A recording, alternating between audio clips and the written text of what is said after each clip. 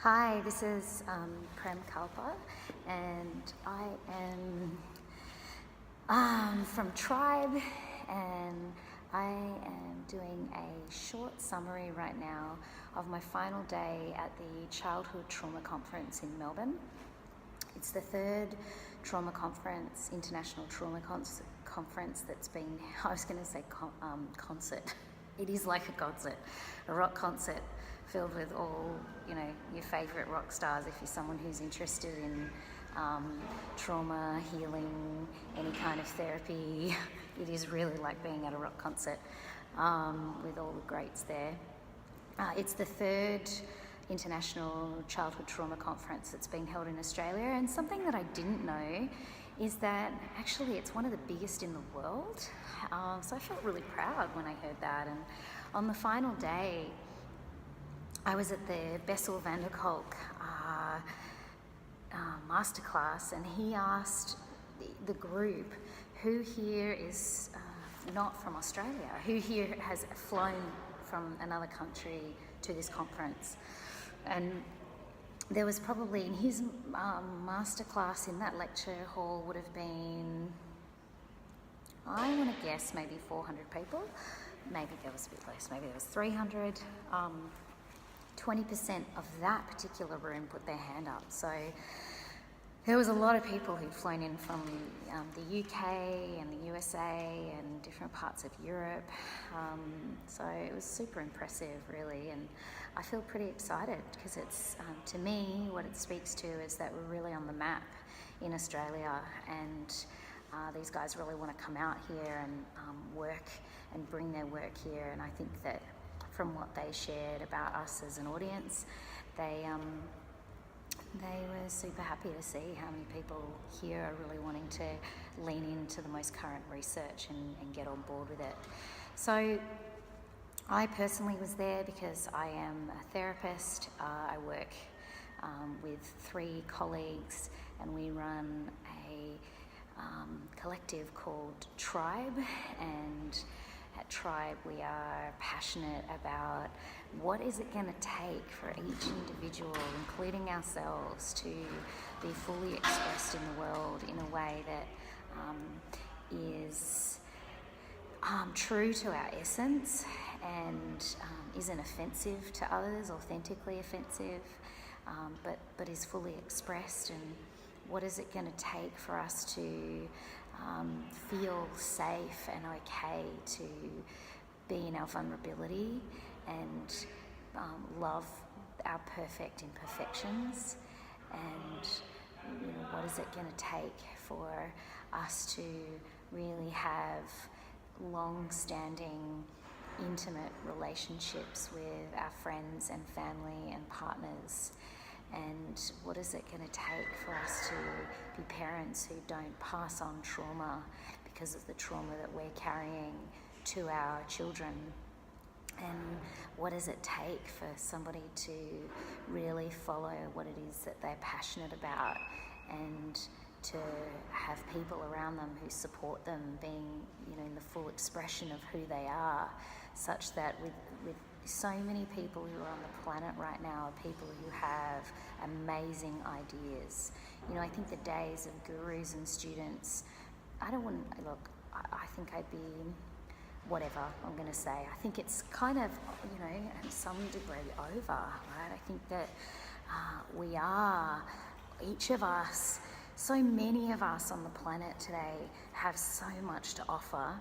And so my inquiry and our inquiry at Triibe is, what does it take for us to really step into that? And I don't just mean teaching people how to be like, rah, rah, go out and be a leader. I mean, like, what does it take to actually developmentally grow such that we are truly able to step into the world and create what it is that we desire to create in our families, in our communities, at a cultural level? What is it going to take? And we are in that inquiry every day. And, with our collective, we have about, 7 decades of collective experience in the world of personal development, psychology, mindfulness practices, and other embodiment work. we're doing as much as we possibly can on a daily basis to really understand what is it going to take. So part of that inquiry was to have me here at the International Childhood Trauma Conference for this last week, and I've learnt so much. I feel there's a lot to digest, and I imagine that it's going to be digesting in me and percolating in me for some time. So I firstly want to say how touched I am that people are wanting to hear me talk about this. I'll tell you why it's touching for me, because as somebody who is someone who has had childhood trauma and has been working with shame and low self-esteem throughout my adult life to come more into who I am, the essence of who I am, and to remember that, I feel really happy about other people who are here and wanting to know more about that in themselves, and I imagine also for their loved ones. And there's something really percolating in me around starting conversations. You know, what is it to have these conversations about shame and trauma and codependence and crappy boundaries? What is it to actually have these conversations such that we don't have to keep them in our private worlds anymore, where the shame can build momentum, or the anxiety that I'm different or somehow there's something wrong with me gains momentum or more power. Don't get me wrong, I'm all for, there's a place for positive psychology and there's a place for rewriting out the story that we tell ourselves, but I also think that a lot of people carry shame and actually carry inaccurate messages about themselves, and messages that we formed as young people before we really had any way of checking out those assumptions or those messages that we were given by our society or the adults around us. I'm really interested in opening up the conversation where we can start to reveal those in a safe way and receive feedback from those around us. I don't really know what that looks like at this point. It is largely what we're doing at Tribe. We're creating spaces for people to have those conversations in a way that actually creates more connection and support. But not everybody can get to those, and so I'm interested in ways that we can start having these kinds of conversations. So I don't actually have a lot of time because I am catching a plane back to Sydney pretty soon. So today's Facebook Live is going to be shorter, but I feel there's going to be more. So I was with Bessel van der Kolk on the final day of the trauma conference, and if you know Bessel van der Kolk, you will know that he wrote the book, The Body Keeps Score, and he is doing amazing studies and has been doing amazing studies on PTSD, post-traumatic stress disorder. Google him. If you don't know who he is, Google him.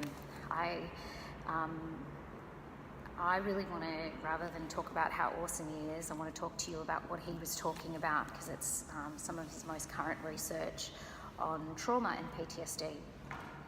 So if you don't know what PTSD is as well, Google that. So there's been a lot of research in the last decade around trauma, and we have come to understand trauma is much broader than was ever recognised before, and so and so is PTSD. And so when somebody has PTSD, they'll experience things like feeling at times sort of lost and just kind of walking around aimlessly. They will experience sort of being completely overwhelmed in emotion, such that they're not able to really kind of think rationally about something.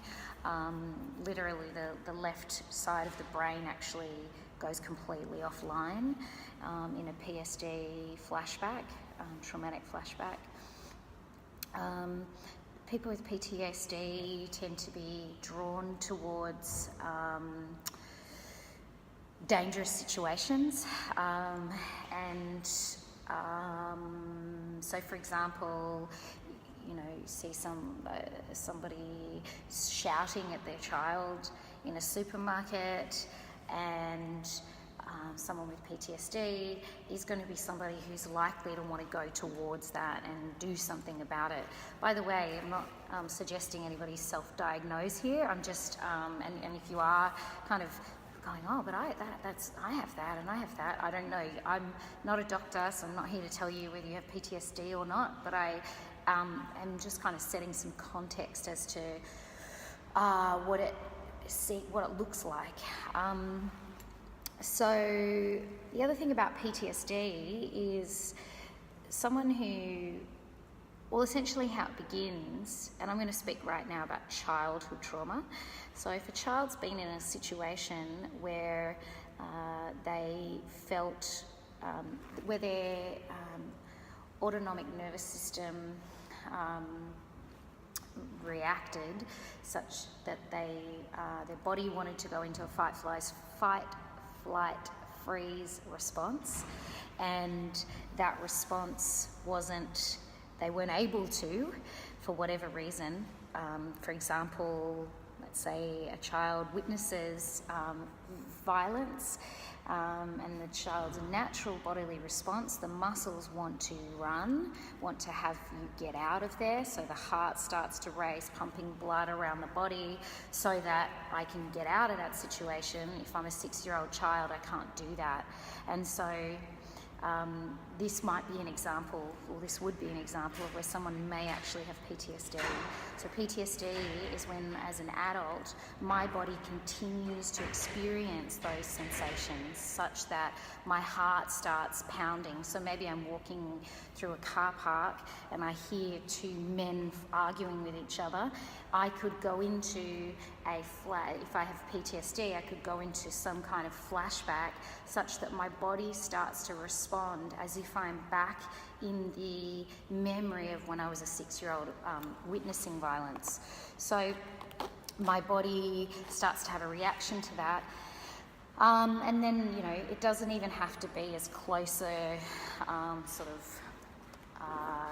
circumstance as two men fighting, which might have been the scene that I saw as a 6-year-old. It could just be loud noises. It could just be a bang sound, if there was a bang sound during my early childhood trauma. These kinds of things can trigger the PTSD response. So someone who's living with PTSD that doesn't know they have PTSD, that can be incredibly disorientating. And people who have PTSD typically feel a lot of shame about the ways that they feel quite out of control of their emotions and sensations, which they are, by the way, because when the left hemisphere of the brain shuts down, our ability to make sense of, our sense-making part of the brain, our ability to rationally think about things, when that part of the brain is deactivated, then we are out of control at some level, right? We are completely in our emotional system. Our ability to rationalise what's happening and make sense of it is not functioning. So people who have PTSD usually are going to carry quite a bit of shame, potentially self-hatred around these types of responses that they experience. But actually the reality is they're not in control of it. So it's been said for a long time that PTSD is a memory disorder. Like it's an issue with memory, or there's a way that the brain isn't able to function sort of make sense of or digest a particular memory.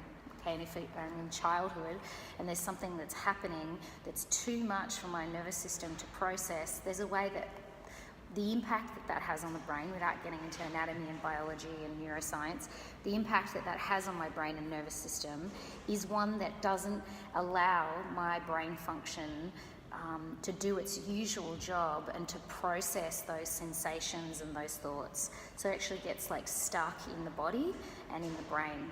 So previously, much of the research has pointed to PTSD being an issue inside of the brain. And so, Prozac was used as a way to sort of douse the cerebellum in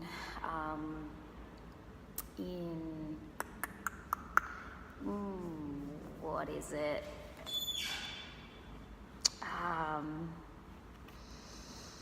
God, if anyone knows, can you please write it? What is it? It's serotonin. There we go. So Prozac was used because it could douse the brain in cerebellum. However, douse the brain in serotonin. This is the cerebellum in serotonin. So initially, that started to be quite useful, right? So people who had, for example, an eating disorder, would go and see. So Bessel van der Kolk was actually one of the earliest doctors to use Prozac, and after 4 days with these amazing results he was getting, he decided to put all of his stocks into the company. And so he was having clients who were coming to him who were, who suffered from anorexia and who had difficulty eating, and therefore couldn't study, who then came back after 4 days and said, wow, it's really interesting, I'm actually able to eat normally and I'm studying, I'm not obsessing about food anymore, which was pretty phenomenal. So he just thought that this was like this miracle drug, right? So he was prescribing it, feeling like he'd found the answer. So something that was interesting that he said, I'm just trying to see if I did make some notes on it. I am going to refer to my notes just so you know, guys. Some of this stuff I already know, much of it I don't. So I feel super grateful to have been able to have these downloads. So, here we go. Right, so he was saying that Prozac was this drug that would help people to be here and not there. Right, so with PTSD, when I'm having a PTSD flashback, I'm actually unable to be in the present moment, right? So my brain has gone offline and I'm no longer here, I'm somewhere else. I'm back in the memory of a flashback. Whilst I may not be able to remember actually what happened, it's part of my brain, it goes somewhere else, yeah? So what they were finding is that this drug would help people to be here, not there, not back in the past.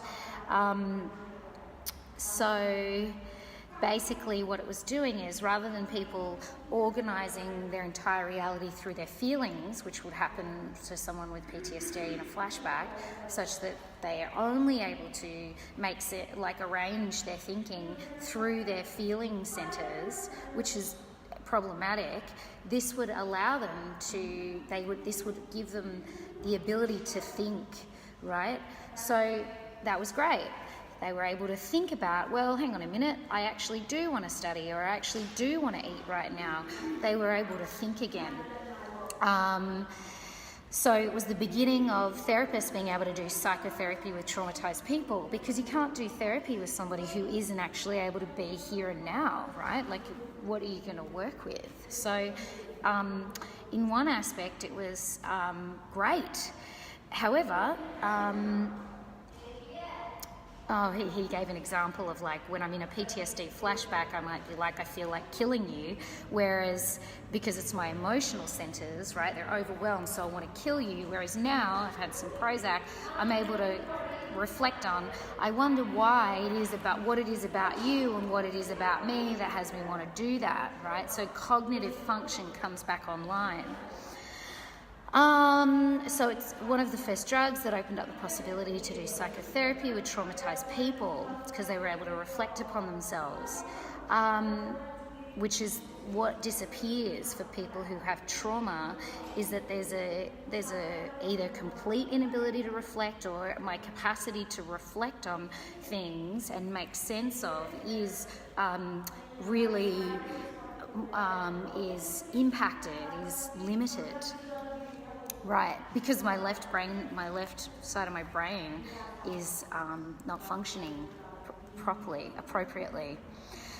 Okay, good. So, let's see. Right, so then he said, okay, so that's good. So we get to have people to be in the present moment, so that's great. But then being in the present moment, if I'm somebody who doesn't actually have self-compassion, being in the present moment still could be an absolute nightmare for me. So that's when he started to talk about mindfulness, and how mindfulness started to become, there's this great movement, and started to become used by a lot of therapists and doctors.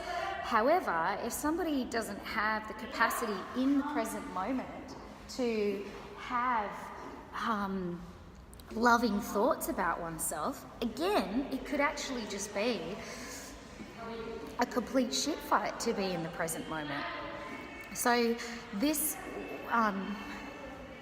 the research started showing, okay, so this is actually, how do we work on that? You know, and how do you actually instill compassion in someone?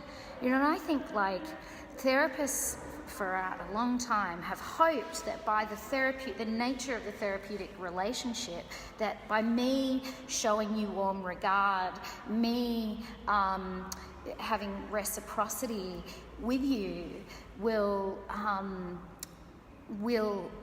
demonstrate to you what compassion feels like, because I'm being compassionate with you. In reality though, it's not really, the long-term effects of those experiences are not really there. So yes, it feels great when I'm in the room with the therapist, but how long does it actually last for, that feeling? And am I actually able to take that experience and turn it inwards such that I'm able to give it to myself? Well, if I'm not really being taught how to give it to myself and I've got to learn from you, it's actually far less likely that I'm going to do that, that I'm actually going to, it's far more likely that I'm going to keep looking to you to give that to me, right? So in actual fact, there's been this movement towards, hey Sandy, there's been this movement towards, okay, so if it's not the therapist's embodiment of compassion that teaches someone with PTSD or just trauma to have compassion for themselves, how do we do that? And this is where I'm really interested, and I do have to watch the time now because I have got a flight to get to, but this is where I'm really interested in embodiment work. And when I, basically for myself and teaching others, that, and I say this with a lot of compassion, but there comes a point where it's like, I need to know no one's coming. Like, no one's coming. You know, if I can't give it to myself, I'm not going to get it. You know, I can't spend every day, all day in my therapist's office, you know. There comes a point where I go far out. Like, all these sensations that I'm feeling, these PTSD flashbacks that I have, like, no one's coming. It's got to be somehow that I learn how to work with that I learn actually how to regulate inside of that flashback. And it's a big job, and I think it can feel like a burden, or the perception could be that it's a real burden. And I think that that can be true, and I also think it can be a path that has me learn self-compassion, because my life depends on it, you know. And I'm sort of speaking quite quickly, and my actual desire would be to like slow down a lot here and kind of go in here more slowly and more gently. And I'm aware that if I don't get on a bus in about 5 minutes, I may not get on my flight. So I just, the last thing I want to say is that I will do another Facebook Live because there's so much more that I got from my day with Bessel. But what I essentially got is that if you are a therapist or in the helping profession, really be sure, or get really clear on what works and what doesn't work about the therapy that you're offering or about the modality that you're offering. And there's no shame in where it doesn't work, but I feel pretty protective of kind of like promising to people that we're going to fix something when we're not, and people are spending money on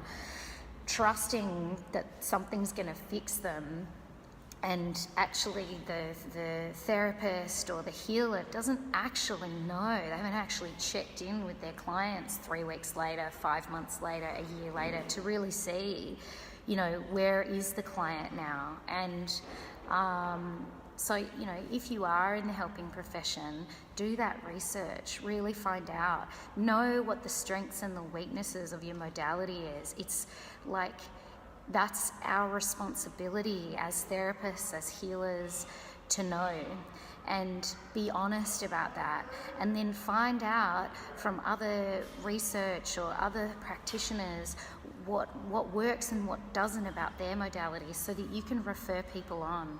You see, everybody's very different and everybody's symptomology is very different, and from person to person the treatment or the intervention can really differ, and it's not a one size fits all. This work is complex, and so it's important that we recognise that we need to have in our tool belt an understanding of all the different modalities that can potentially work for people with PTSD.